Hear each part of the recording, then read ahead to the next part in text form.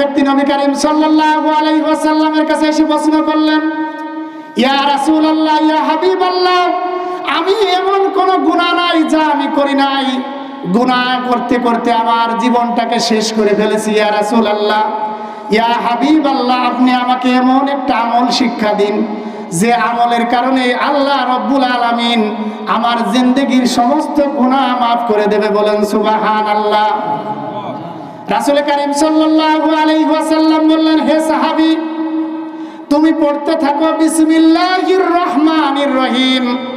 সাহাবীর কাছে এই দোয়াটা বড় নগণ্য মনে হলো।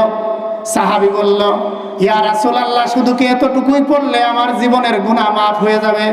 বিসমিল্লাহির রহমানির রহিম এতটুকু যদি পড়ি তাহলেই কি আমার জীবনের গুনাহ মাফ হয়ে যাবে? রাসূল সাল্লাল্লাহু আলাইহি ওয়াসাল্লাম বললেন, শুধু তোমার জীবনের গুনাহ মাফ হবে না, তুমি যদি বিসমিল্লাহির রহমানির রহিম যে মুমিন বান্দা বান্দিরা খালেস দিলে পাঠ করবে, বিসমিল্লাহির রহমানির রহিম পাঠ করার কারণে আল্লাহ রাব্বুল আলামিন ওই বান্দা বান্দীদের জন্য জাহান্নামের আগুনকে হারাম করে দিবেন। বলেন সুবহান।